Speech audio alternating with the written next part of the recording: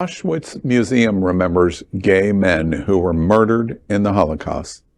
The Auschwitz-Birkenau Museum, located at the site of the former German Nazi concentration camp in Poland, recognized a gay victim of the Holocaust. The museum tweeted that a minimum of 77 men with pink triangles were imprisoned in Auschwitz, and 25 more people could have been arrested for their real or alleged homosexuality, but under a different prisoner category.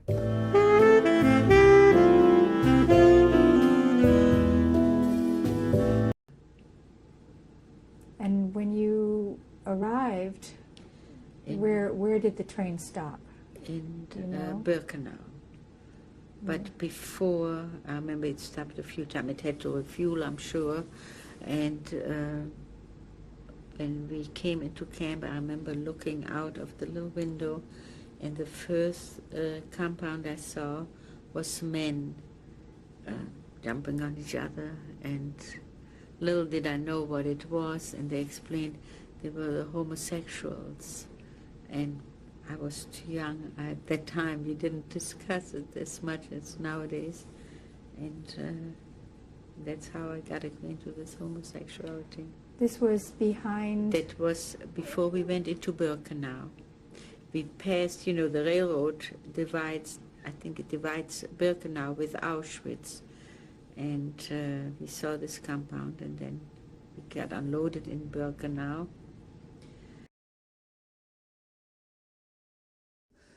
Furthermore, each of these people had a little boy that served them sexually.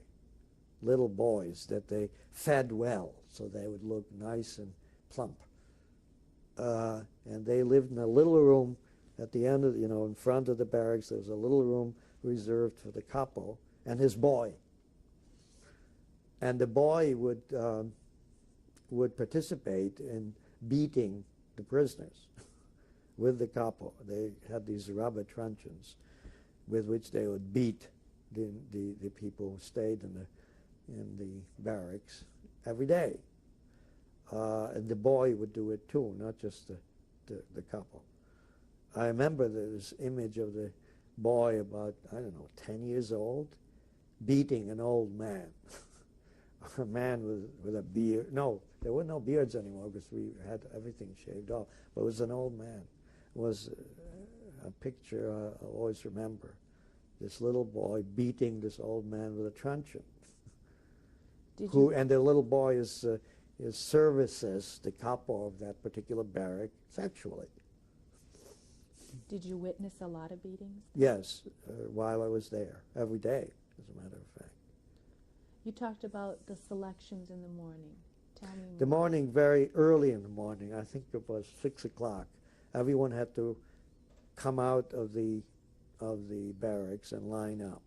And then the SS men would count us to make sure we were all here. No one tried to escape or whatever, or hid anywhere. And were there any homosexual attacks on the Jews? Yes, there was, a lot. We were a lot of children, and they attacked us. First time I ran into this, I had no idea what was going on. And, they didn't perform anything on me, but they tried a number of times. As a matter of fact, this Walter, who was the charge of the kitchen, they had something called people. And people? People, they referred to them as people. I didn't quite understand, and apparently there were boys that they took as lovers for themselves. The boys were referred to as people, and he would tell me that he wants me to be his people, and I didn't know what he wanted, and I realized, and I said, I don't want any part of that. He didn't seem to pursue it anymore. He had no problem getting someone else. And were these people treated better? Oh, very kindly. They had uniforms and clean, nice uniforms. They had coats, they had underwear, and had sweaters and nice shoes. They were treated very well. And were there Jewish people as well? All Jewish. Yeah. Are they all Jewish? All Jewish, yeah. Because they had no children. Children of young people like 14, 15, 16. Do you know what eventually happened to these people? Most of them were killed by their masters. They were violent people. We left Auschwitz in August. I think it was sometimes early August, sometimes early August. So, yeah, I was roughly about 6-7 weeks in Birkenau. And the name of the new camp? It was called Chebinya, and it was a small place. There were maybe 1,000 people altogether, and we were put into different section of the work group, and we had to march out from the camp into this factory area, and we were surrounded then by an SS guard, which were surrounded the whole area, and apparently they were in a position where they could see clearly who is coming into this place or who is leaving. So we were continuously on their watch, and our supervisors were capos. This capo's position was to make sure that you followed the instructions and you worked according to their demands. And we had capos who were actually German homosexuals, and I remember there were 5 of them, and they were from middle-aged men to the youngest must have been in the early 20s, and they were very cruel to us. How did you know they were homosexuals? From their insignia, they had the lilac, is it? Yeah, lilac. Pink. It was pink. Pink or lilac, but I know it was obvious because I knew that some of them selected some young kids to be their lovers or whatever, and I remember us being in the camp. You looked at these few kids, and they looked like little piglets. They were fed so well. And it wasn't by choice, but that was one way of surviving.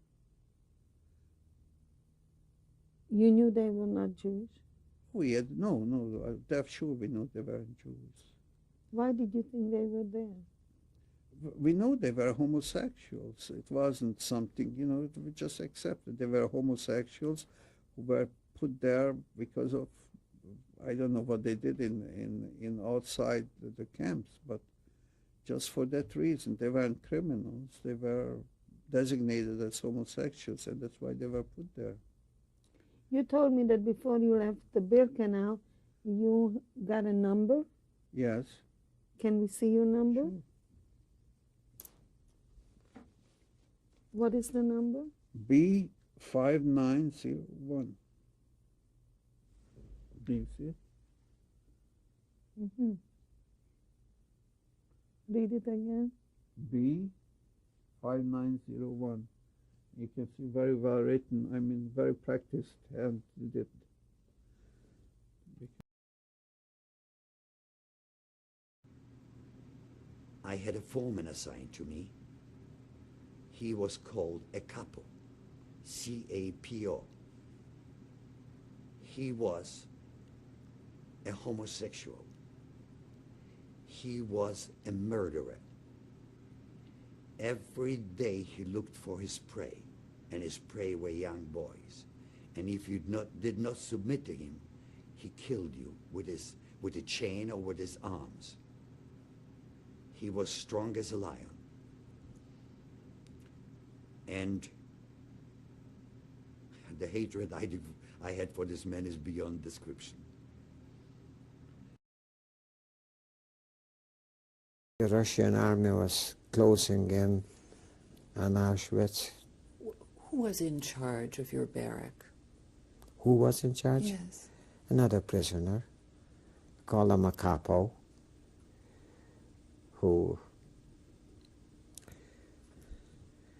he was dressed in boots that he probably took away from whatever, and he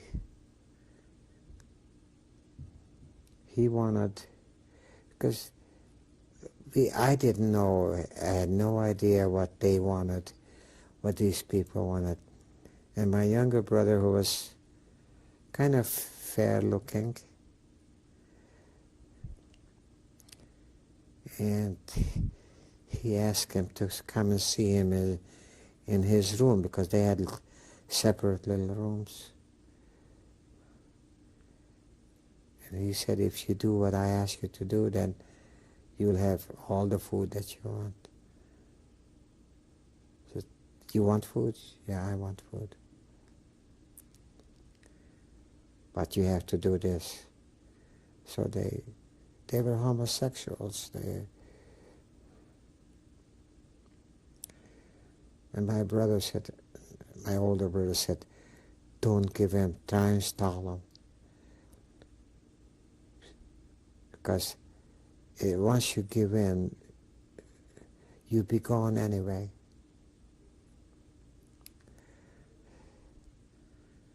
So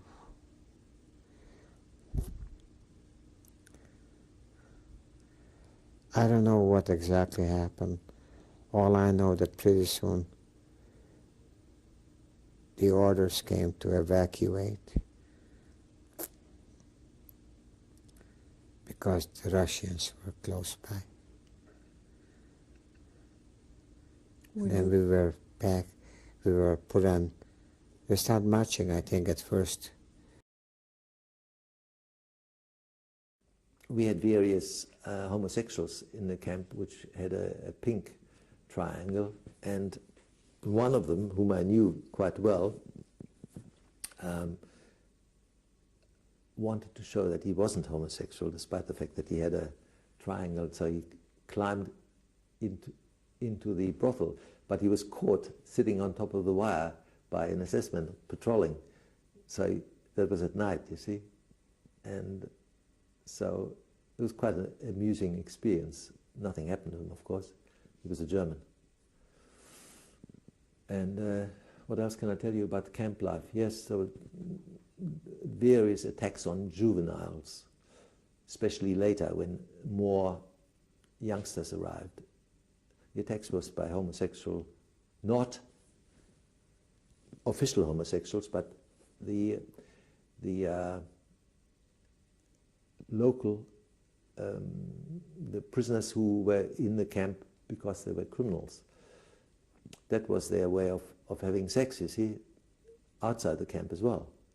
They used women, men, didn't make any difference to them, so long as they had sex, you see. And one very distressing episode was when one of the co-workers of Walter Peiser from the political department, this Gestapo, carried a boy in. See, we all had to stand for hours because one of prisoner was missing. It was this young boy. And we stood for hours. And eventually, you saw in the distance outside the camp this lonely figure come closer and closer. And this Stein, who was from the political department, officially got out of the camp, took the boy and brought him in. And he was nearly dead, but he'd recognized who had assaulted him, you see. It was one of the German criminals. And he identified him because he'd read the number of the commando that this particular German criminal was the leader of. It was called a capo of the commando. And this young boy finished in hospital, or they were called a Krankenbau. And the criminals didn't like that kind of thing, so they made sure that this chap who was identified when he was put in the camp prison, which is, he didn't survive it even one night. He was just beaten to death. So there was pretty rough justice there.